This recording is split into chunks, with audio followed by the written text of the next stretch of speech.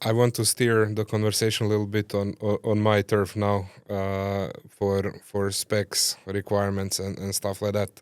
Uh, as you know, my startup SwipeSpec, we are building this deeply AI integrated spec writing tool, and I struggled a lot throughout my career with writing specs and requirements on time with the high enough quality. There's an anecdote. While I was working in one of your teams, we even developed a tool to visualize requirements and coverage of requirements to track my progress, let's say, so that I can have it went both ways. I can have a number to show you, yes, I wrote it. This is now the new coverage. It's increasing in coverage, and you also, as a manager, had a number that finally you can look at as a metric for me.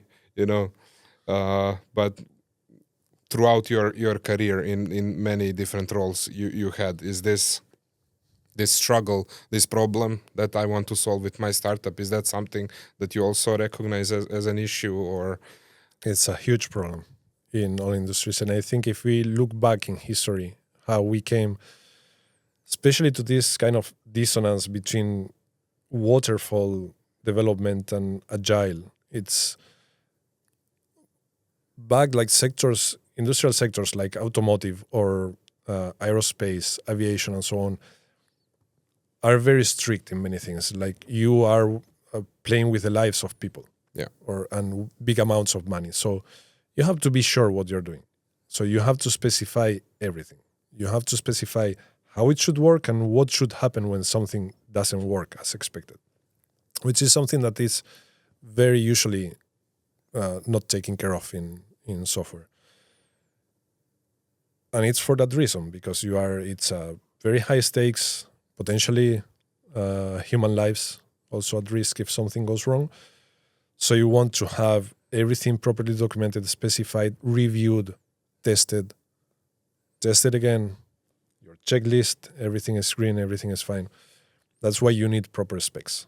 Yeah. When you go to software, that it's about irrelevant stuff most of the times. Applications I did will never put at risk the life of anybody. It's not so important, let's say. So people start overlooking many things. And one common issue I find in product managers, product owners, is to define the green path. Like green path. Green path is what happens when everything goes okay. You click this button, this happens. You click this button, that happens.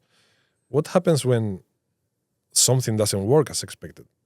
You have problems with your database, with communications, with whatever. So all that error management is usually overlooked. Mm-hmm. And then nobody likes, as you also mentioned, nobody likes to just write requirements. So that is hard.